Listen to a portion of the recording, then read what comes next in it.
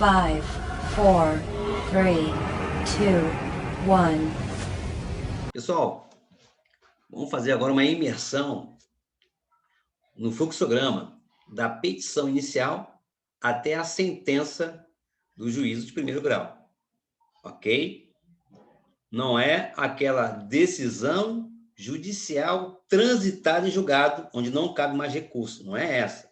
É aquela sentença ali que o autor entra com a petição inicial, o juiz analisa, vê que não está inepta a petição inicial, cita o réu, ok?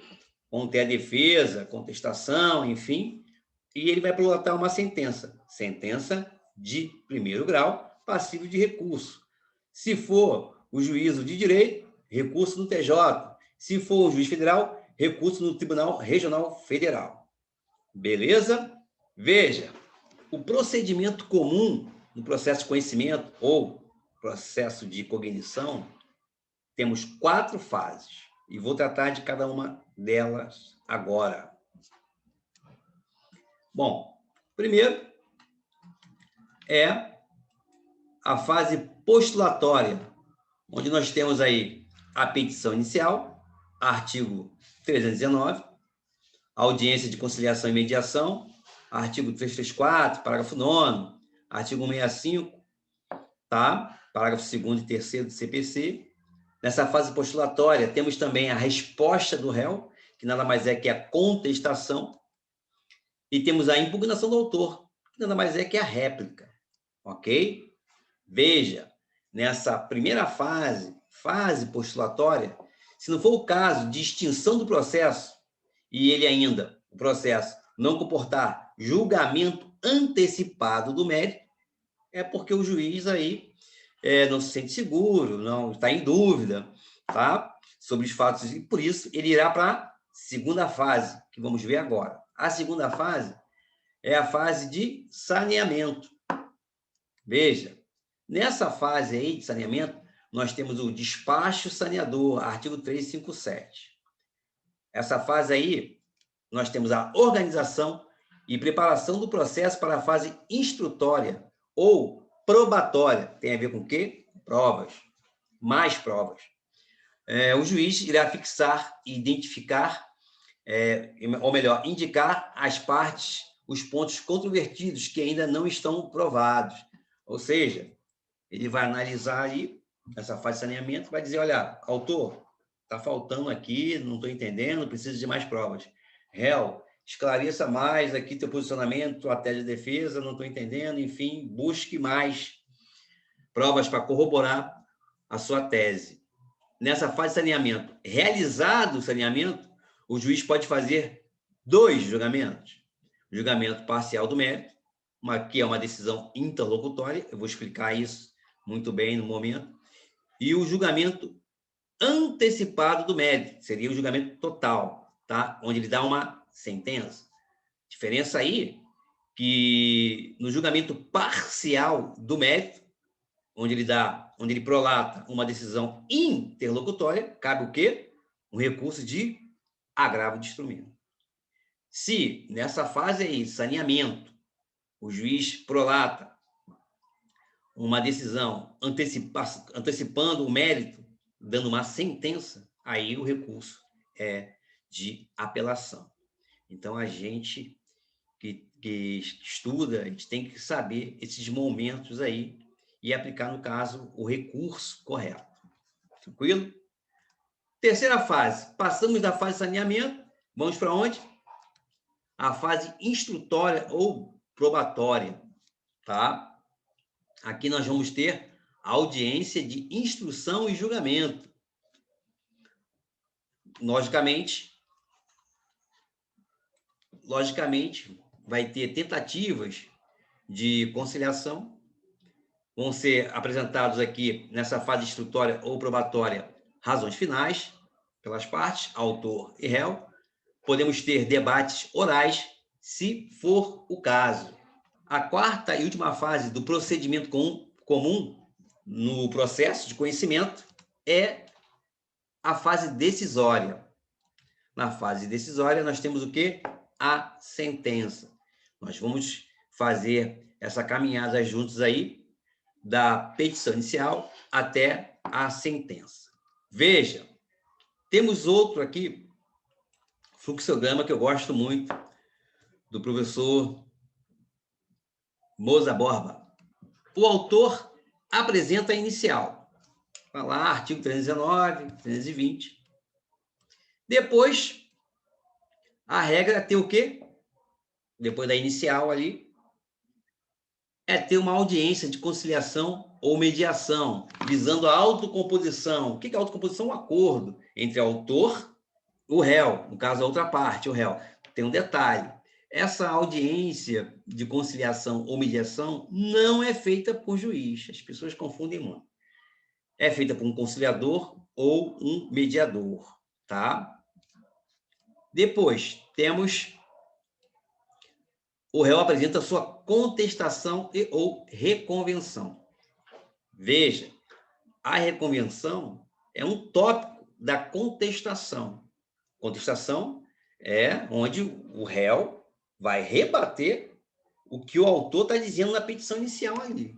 Vou tratar sobre isso aí. Vai ter que ter, né, preliminares, vai ver se tem ali, na tese de defesa desses testes preliminares ali. Enfim, na contestação, tem que ter o quê? Checar, o dever de casa é ver se tem alguma preliminar, tá, de contestação aqui.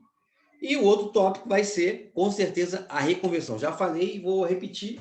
A reconvenção, um exemplo claro, hipotético aqui, é quando o autor diz que você deve, e você, na sua contestação, você vai, através do tópico lá, reconvenção, falar, não, e você que me deve, autor, por causa disso, documento anexo e tal. Entendeu? É quando, ao invés de fazer uma petição à parte, apartada, não. A reconvenção agora é na própria contestação. Depois da apresentação da contestação, nós temos aí providências preliminares, que no caso é a réplica, onde o autor vai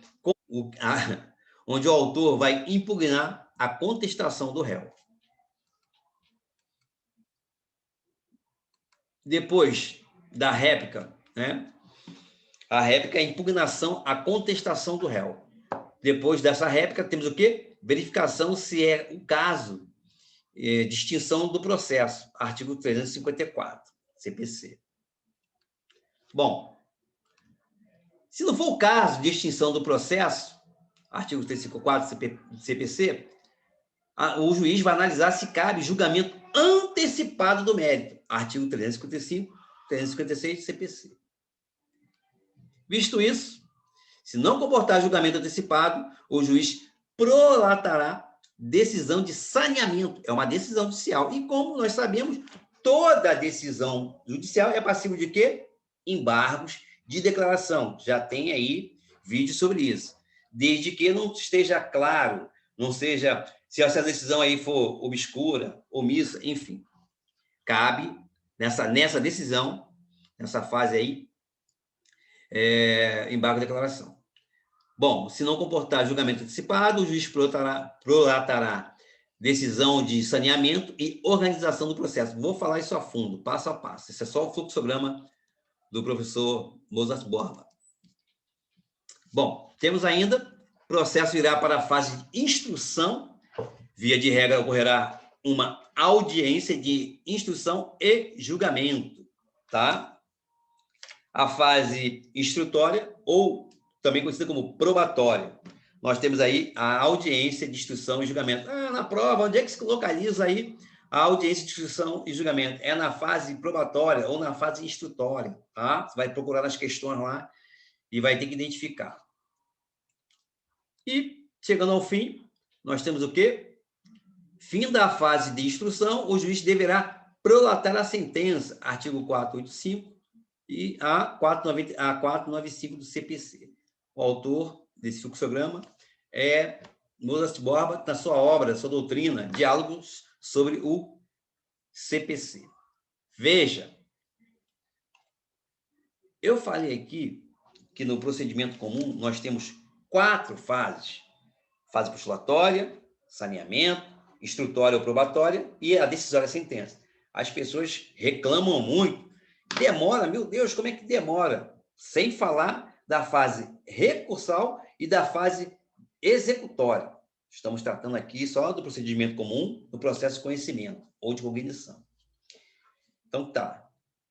Para certos tipos de fatos, né, de casos, você, de repente, como advogada, tem que analisar se não é caso do juizado especial, que é o quê? Mais célere. E eu vou mostrar por quê. Sistema jurídico para processos bem mais simples ou com menor valor financeiro, cujo fim é a possibilidade da parte ingressar em juízo, independentemente de advogado, ou seja, ampliação do acesso à justiça e maior participação popular na administração da justiça. Essa é a teoria, não é? Na prática, a gente sabe que não é bem assim. O juizado especial civil e criminal. No criminal, você tem o TCO, né? Termo circunstancial de ocorrência, né? Onde você ali vai se comprometer a fazer isso, a fazer aquilo, na área penal. Tá? E na área civil, você aí tem um processo bem mais rápido, ok? Agora tem um detalhe. É muito bonito quando fala assim, maior participação popular na administração da justiça. Veja, se você não for da área jurídica, não for bacharel, pode até não advogar, não dar aula nem nada, mas bacharel que tem conhecimento, está tranquilo. O termo técnico jurídico que rolar, você, né, vai saber desmembrar. Deferido, indeferido, petição. Aí o cara não fala petição, fala inicial. Se você é do meio, está tranquilo. É o caso que acontece na Justiça do Trabalho, na sua reclamação trabalhista ali, em grau de recurso, tem que ter advogado ou advogado. Pô, é muito bacana, né? Se eu quero me aposentar, eu junto meus documentos, eu, trabalhador, trabalhadora, junto, vou lá na INSS da entrada, administrativamente. É possível. Mas a gente sabe que na prática não é bem assim. Por quê? Porque tem um linguajar próprio, né? Um juridiquês, como a gente fala. Entendeu? Então, fica difícil a comunicação. Então, o acompanhamento do profissional é fundamental. Ele vai traduzir para você, olha, está dizendo isso, olha, está dizendo isso, olha, o juiz está dizendo isso. Olha. Não tem como. Então, quando se fala assim, às vezes as pessoas falam, vai lá no juizado especial. Então, você, pelo menos, busque uma orientação. Pô, me chamaram lá no juizado especial, você pode me orientar, né? Um advogado, uma advogada amigo, parceiro aí, vai te dar uns toques aí. Vai fazer esse meio de campo aí, que é importante. Se você é do meio, é bacharel, tá tranquilo. Ou trabalha no tribunal, não sei o que, está acostumado, aí tá beleza. Feito esse adendo aí, continuando, então temos procedimentos especiais com um sistema procedimental célere, rápido, com previsão na Lei 9.099 de 95. Veja, juizado especial civil e criminal. Na mesma lei, nós temos o civil e o criminal. Então, temos aqui as diferenças, né?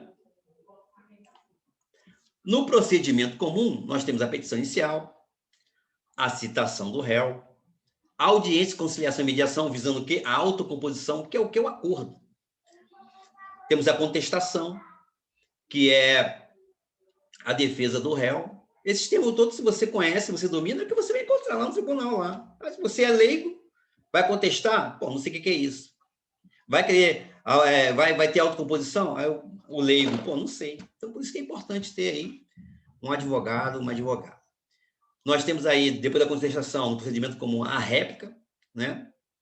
Que é onde o autor contesta a contestação. Na verdade, é a impugnação do autor em relação à contestação. Nós temos aí o saneamento, a audiência de instrução e, finalmente, a sentença. Já no procedimento especial, no caso, na parte civil, né, que a gente trata, tem lá teto, no máximo 40 salários mínimos e tal. No caso criminal, menor potencial ofensivo, por aí vai. É só dar uma lida na lei, enfim.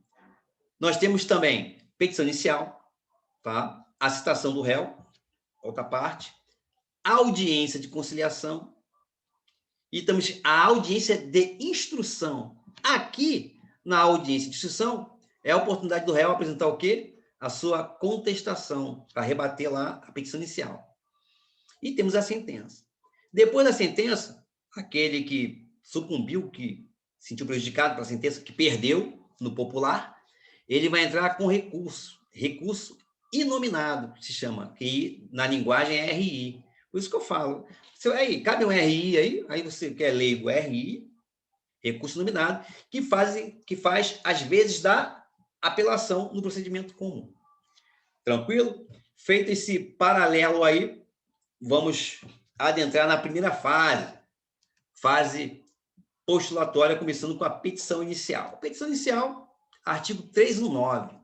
Quem vai fazer prova aí, segunda fase da OAB, tem que colocar lá na qualificação nacionalidade e RG, tá? Além do endereço eletrônico.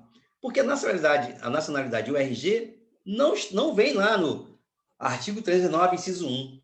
Não vem nacionalidade e RG. Então, é a praxe nossa colocar, ok? Na prova, enfim, na peça. Atenção. Artigo 319, inciso 7. O inciso 7 trata de quê? Audiência de conciliação ou mediação. O autor é obrigado a colocar na sua petição inicial, sob pena do juiz mandar o quê? Emendar. Então, ele tem que dizer se ele quer audiência ou não quer audiência. Só haverá audiência de conciliação ou mediação se ambas as partes, autor e réu, quiserem. Uma quer, outra não quer, vai ter. Até porque o juiz vai tentar ali, na verdade não é o juiz, é o mediador ou o conciliador. Beleza? Poderá ser pleiteada na petição inicial também, na inicial, a tutela provisória, artigo 294, tema de futuras aulas aí, tutela provisória. A tutela provisória, ela se divide em duas. Ela é gênero, tem duas espécies. Nós temos aqui a tutela de urgência, artigo 300 a 310, que no meio a gente chama de liminar, ok? Inclusive eu falo isso lá para quem vai prestar a segunda fase do AB, está em dúvida se trata de tutela antecipada ou cautelar, dá liminar. Aí já resolve aí 50%. Com certeza não vai estar errado se você colocar da liminar, não está errado.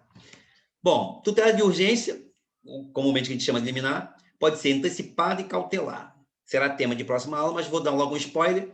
A tutela de urgência antecipada, para ficar mais fácil de você visualizar, cabe muito bem nas ações contra plano de saúde, né? Onde o autor, doente, quer um hospital, ou uma clínica que seja, ou fazer um exame, que o plano não abarca, ou que o plano não quer transferir para aquele outro hospital, que não faz parte da rede, ele entra com uma tutela de urgência antecipada. Por quê? Porque ele não pode esperar o processo todo correr. Aquela operação que ele tá precisando ali urge, tem que operar. Então, o juiz vai conceder a tutela de urgência antecipada. A tutela de urgência cautelar, o objetivo agora é outro.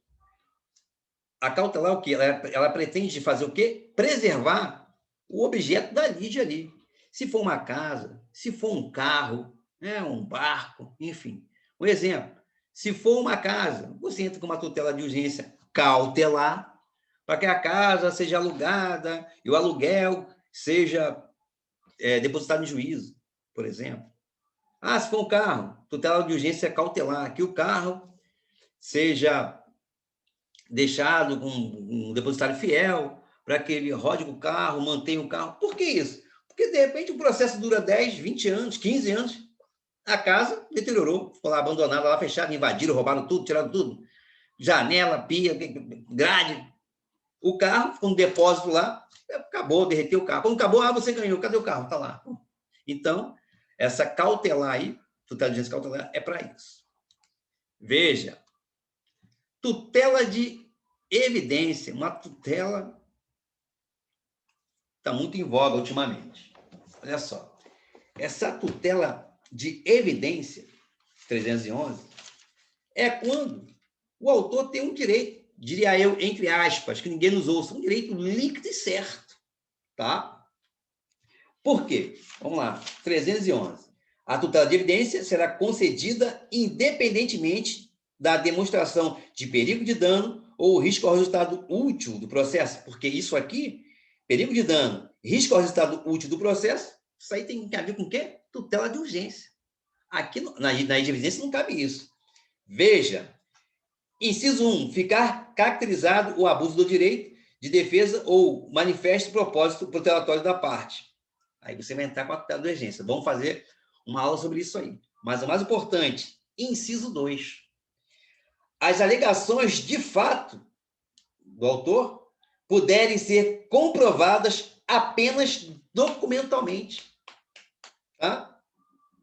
E houver tese firmada em julgamento de casos repetitivos, recursos repetitivos, ou em súmula vinculante. Ou seja, o autor realmente ele tem direito. Ele vai entrar com a inicial ali, tá? Vai fazer o seu pedido e, de repente, o juiz indefere o pedido dele. Aí ele vai fazer o quê? Tutela provisória, no caso, a espécie de tutela de evidência.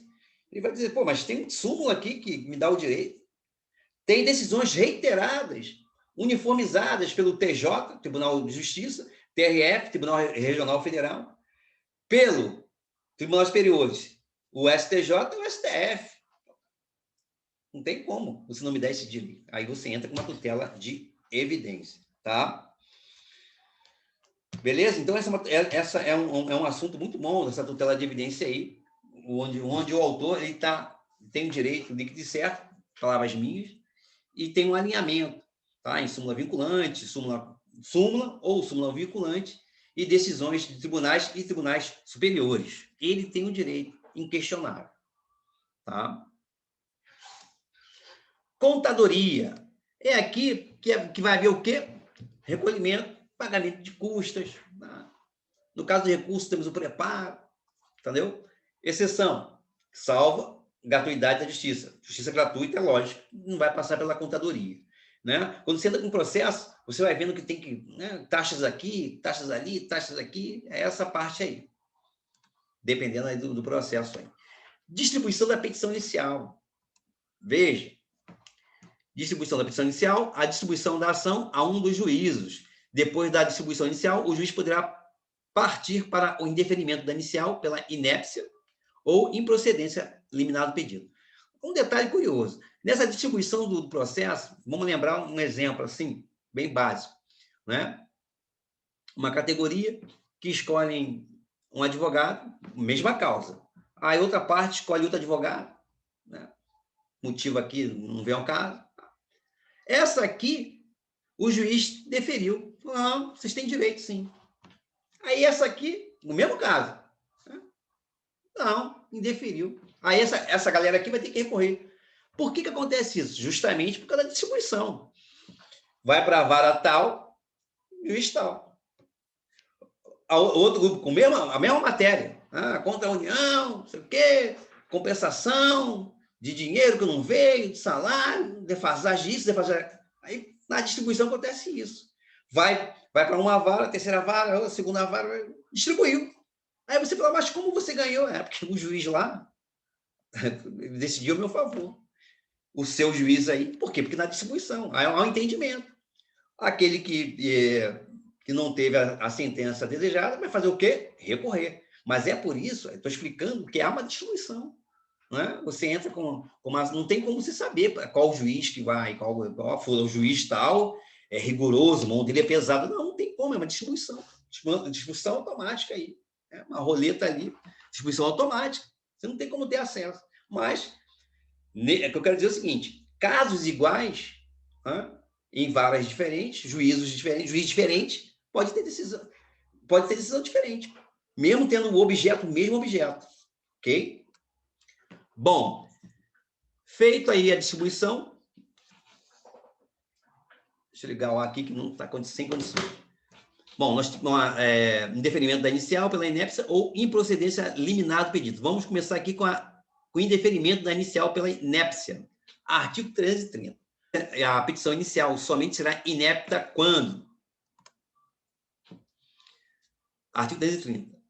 Considera-se inepta a petição inicial quando lhe faltar pedido ou causa de pedido, o pedido for indeterminado, ressalvadas as hipóteses legais em que se permite o pedido genérico, da narração dos fatos não decorrer logicamente à conclusão, contiver pedidos incompatíveis entre si. Artigo 330. Está aqui, ó. Do indeferimento da petição inicial. A petição inicial será indeferida quando?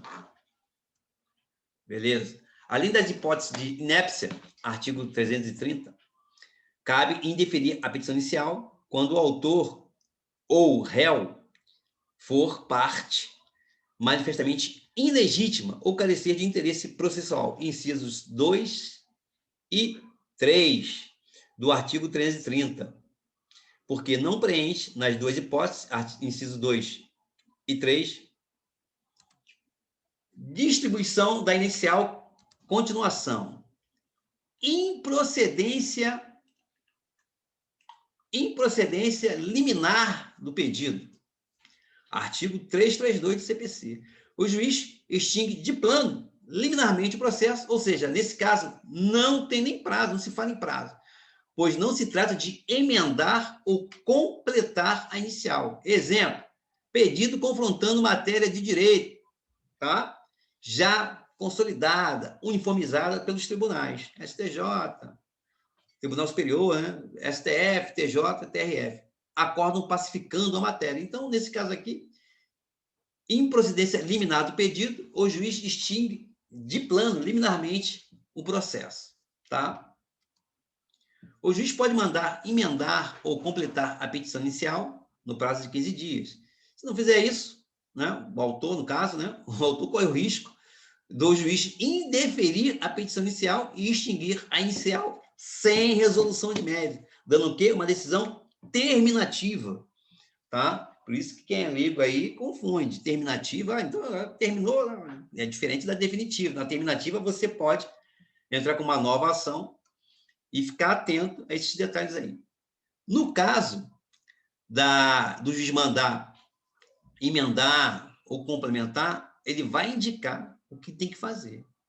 Ele tem que indicar o que deve completar ou emendar na sua inicial. Cartório do juízo para o qual a ação foi distribuída. Cartório do juízo, autuação, registro e encaminhamento ao juiz. Procedimento aí do Poder Judiciário. O juiz, artigo 334, vai designar aí a audiência de conciliação ou mediação com antecedência mínima de 30 dias, devendo ser citado o réu com pelo menos 20 dias. A audiência, 30. E o réu, 20 dias de antecedência, se a inicial preencher os requisitos essenciais, e não for o caso de improcedência liminar do pedido, onde ele de plano, ele já indefere. Veja, a audiência tem que ser marcada, né, 30 dias. E o réu tem que ser avisado 20 dias, para que ele possa o quê? Se defender, colher provas. Beleza? Continuando. As partes. As partes, autor, réu. Veja. As partes devem estar acompanhadas por seus advogados. Intimação do autor e citação do réu. Questãozinha de prova. A citação do réu é feita por AR, por carta, pelo correio, né, aviso de recebimento. E o autor é intimado, o réu é citado. Questão de prova aí da OAB. No caso do réu, pelo menos 20 dias antes da data designada para a audiência. Está lá no artigo 334 do CPC.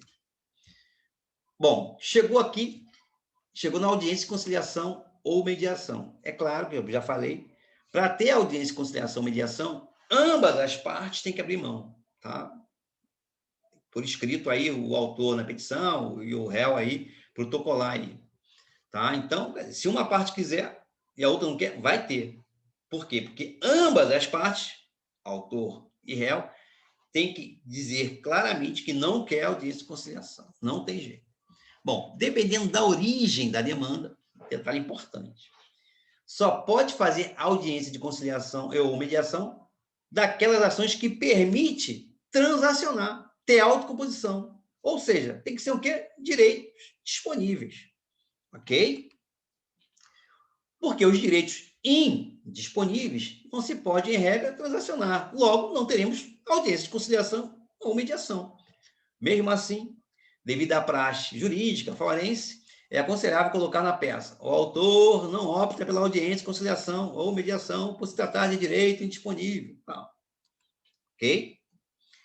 Audiência de conciliação ou mediação. Está onde? Artigos 16, parágrafo 2º e 3º. Deverá ser designada com antecedência mínima de 30 dias, marcar a audiência.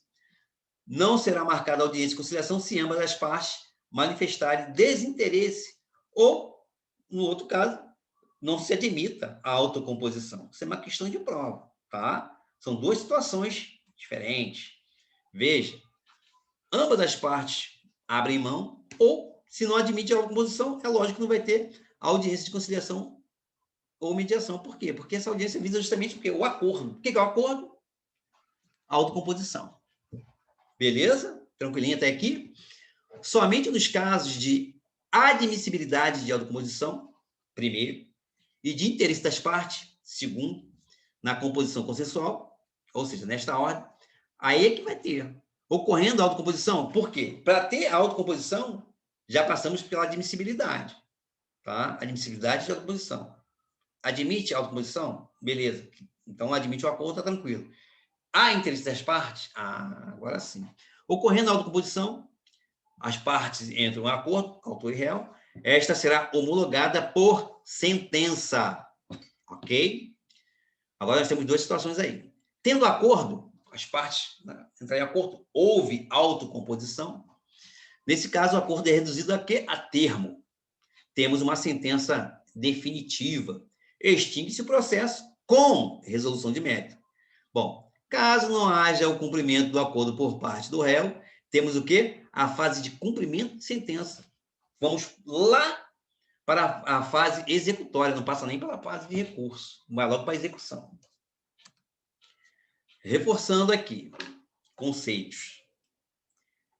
Reforçando o conceito aqui. Direitos indisponíveis são os direitos dos quais a pessoa não pode abrir mão, como o direito à vida, à liberdade, saúde, dignidade. Por exemplo, uma pessoa não pode vender um órgão do seu corpo, embora ele lhe pertença, tá? Só para reforçar ele. Agora é o seguinte, já falamos ali quando tem acordo. Não teve acordo? Meu amigo. A audiência de conciliação não teve acordo, o réu apresenta o quê? A contestação no prazo de 15 dias úteis. Acabou a audiência de conciliação, o outro dia já começa a contar o quê? Os 15 dias para o réu contestar a petição inicial do autor. O autor já deve ter manifestado na sua petição inicial, o interesse ou não pela audiência de conciliação ou mediação. Artigo 334, parágrafo 1º. Essa audiência não é para ser realizada por juiz. Essa audiência de conciliação e mediação é feita por conciliadores e por mediadores. Ok? Bom, não teve a autocomposição, não teve o acordo, né, na audiência de conciliação e mediação. Vamos para quem? Contestação. Artigo 238, contestação. Resposta do réu à petição inicial do autor. Não havendo autocomposição, contestação / reconvenção, de repente pode ser o caso de reconvenção, já deixei logo aí. No prazo de 15 dias, contados após a audiência de conciliação ou mediação, ou da data do protocolo do pedido de cancelamento desta audiência. Veja, o autor entrou com a ação, falou que não quer audiência de conciliação. Aí, o réu protocola, dizendo também que não quer. Então, beleza, então não teve. Beleza? Aí vai contar a partir de onde? Do protocolo do pedido de cancelamento dessa audiência. Porque os dois têm que abrir mão. Se um abre mão e o outro não abre, vai ter audiência. Aí, quando terminou a audiência, não teve acordo mesmo, não tem jeito. Beleza. No outro dia, começa a contar o prazo para o réu contestar. Veja, na contestação, deverá ser apresentada todas as matérias preliminares. Artigo 337, incisos ali. Matérias de mérito, né? Objeto ali da discussão da lide. E provas a serem produzidas. Ou seja, todas as matérias de defesa do réu têm que ser apresentadas na contestação. Não tem essa de vou colocar na manga para no recurso. É agora, tá? O réu deve impugnar tudo que foi dito na inicial pelo autor. Exemplo dos tópicos, das preliminares, da contestação, se for o caso, da reconvenção, que tem valor da causa e recolhimento de custo. E dos pedidos, né? Aí tem lá competência, qualificação, enfim. Mas tem esses tópicos aí para você ter uma ideia. Continuando a contestação.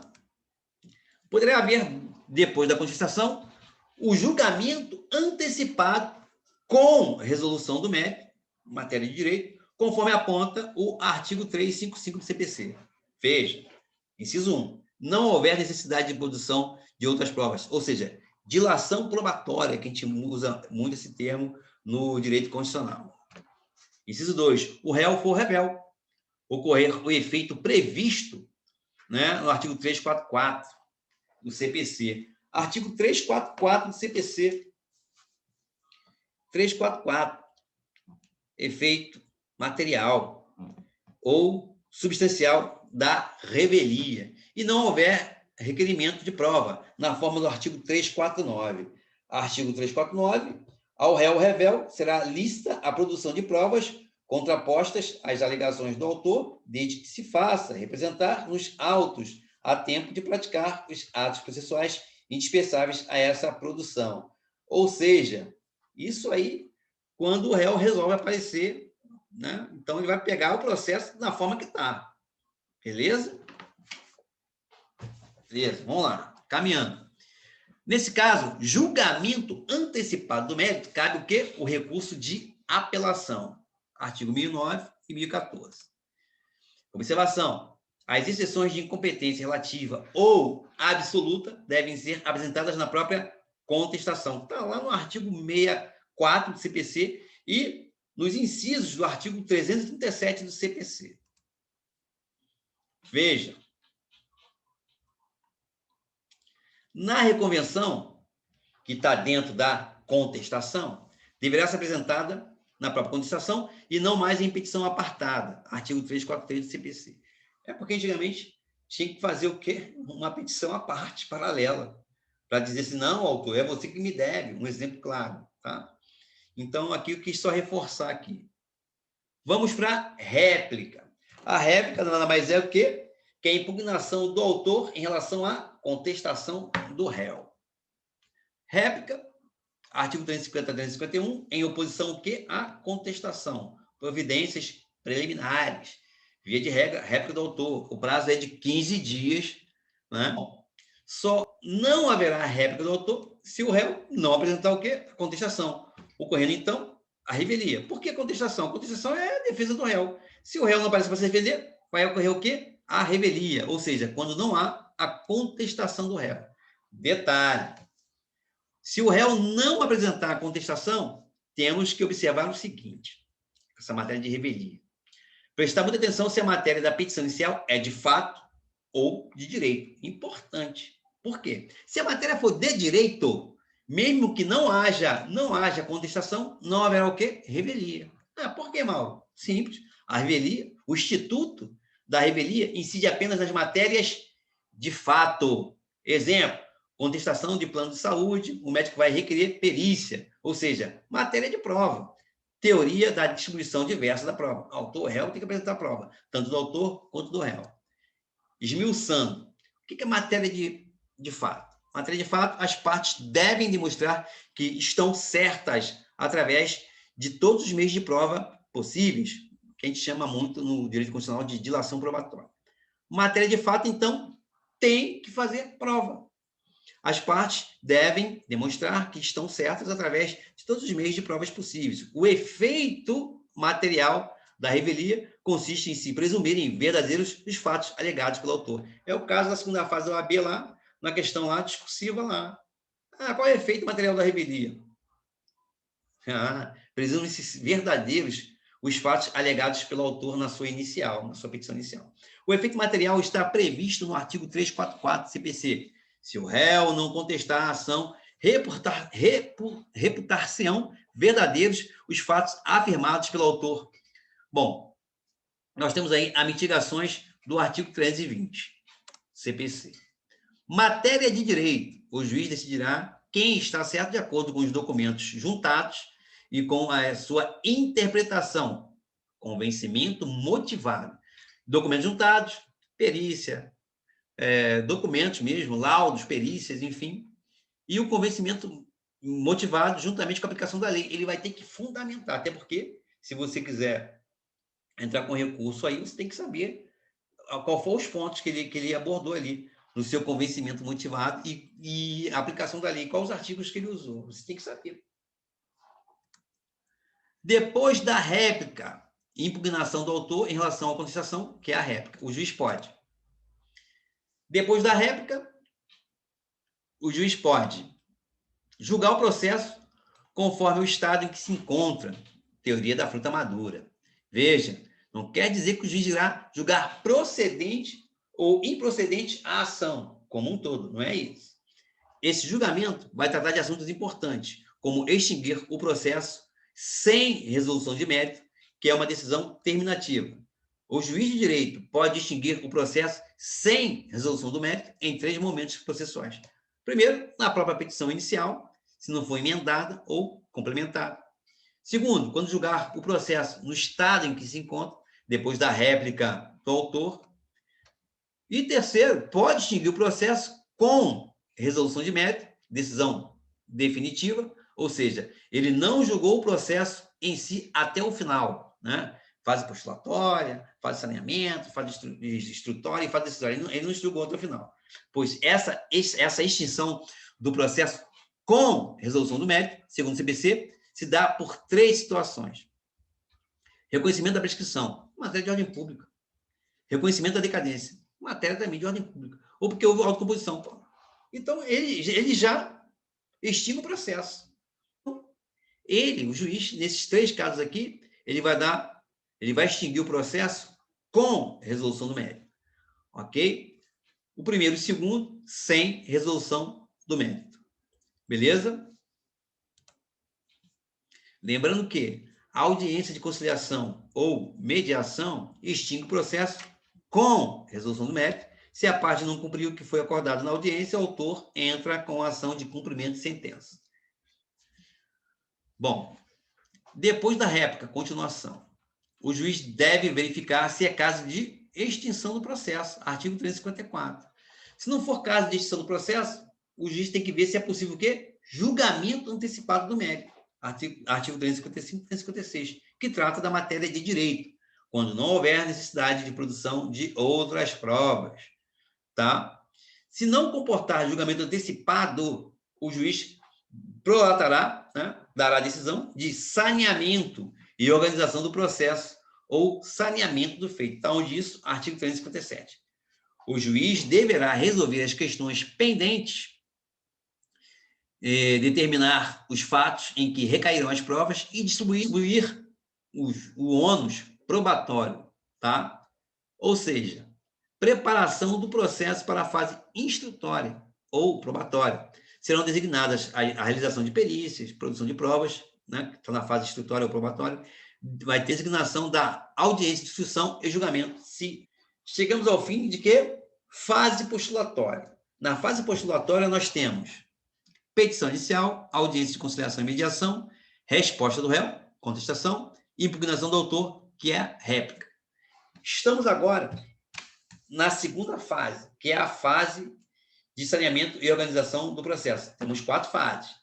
Passamos pela fase postulatória, agora estamos na segunda fase, que é a fase de saneamento e organização do processo.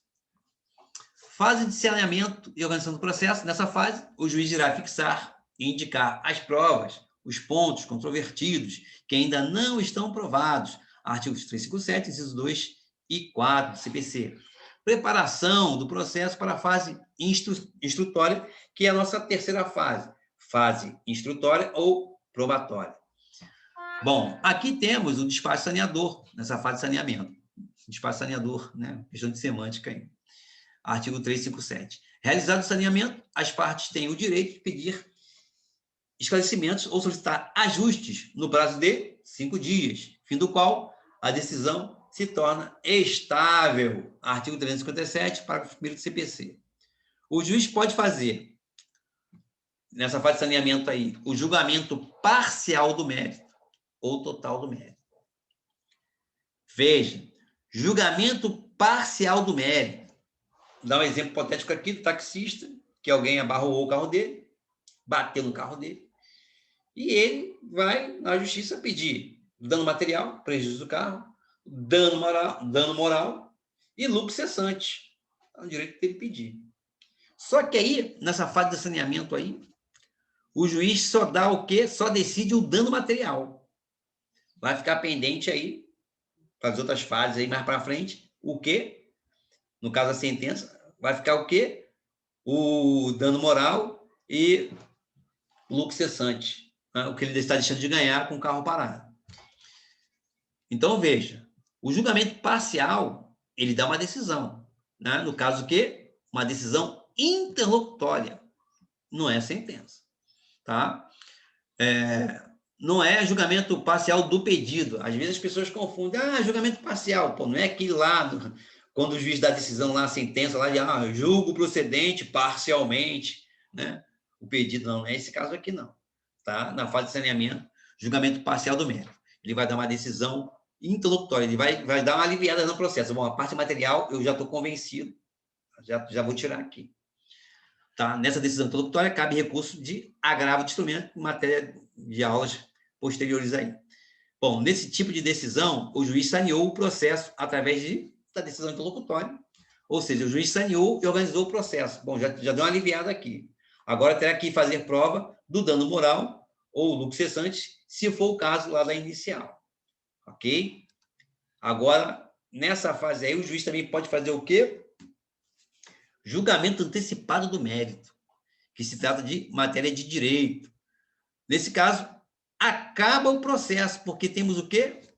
Uma sentença. É como se tivesse aqui, ó, julgamento antecipado do mérito. Ou seja, até coloquei aqui total.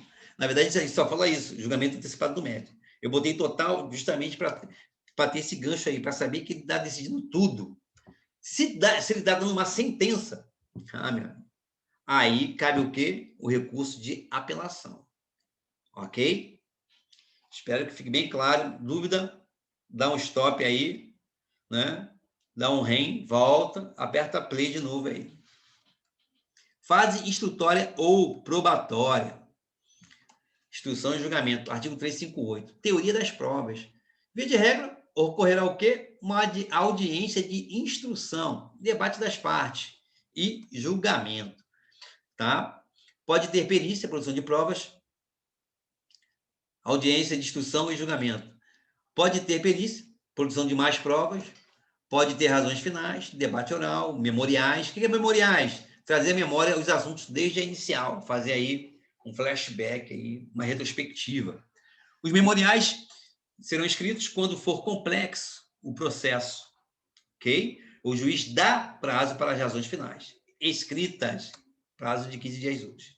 Bom, poderão ser arrolados até 10 testemunhos, sendo no máximo 3 para a prova de cada fato, para provar cada fato. Porém, o juiz poderá limitar esse número, artigo 357, parágrafo 6º e 7º, CPC. A audiência de instrução e julgamento será iniciada com nova tentativa de conciliação, conforme artigo 359. Inexistindo acordo, né? Não teve acordo, autocomposição aí, as provas orais serão produzidas na seguinte ordem: oitiva dos peritos e assistentes técnicos, depoimento pessoal do autor e depois do réu, oitiva das testemunhas do autor e do réu, conforme artigo 361. Findada a instrução, serão iniciados debates orais, dando o prazo de 20 minutos para os advogados, primeiro do autor e depois do réu, se manifestarem, prorrogáveis por mais 10 minutos a critério do juiz, artigo 361. Tratando-se de causa complexa, o debate oral será substituído por razões finais escritas, que deverão ser apresentadas no prazo de 15 dias, primeiro para o autor, depois para o réu, em sendo o caso de intervenção se for o caso, Ministério Público. Fase decisória. Chegamos ao fim. Sentença. Artigo 203, 226, 366. Encerrando os debates orais ou após as razões finais, o juiz proferirá sentença em audiência ou no prazo de 30 dias. Com isso, fechamos o procedimento comum no processo de conhecimento ou de cognição. Depois disso, nós temos o quê? A fase recursal. Recurso daqui, recurso dali. E depois temos o quê? A fase executória, tá? Cumprimento de sentença. Beleza? Forte abraço, sucesso, estamos juntos.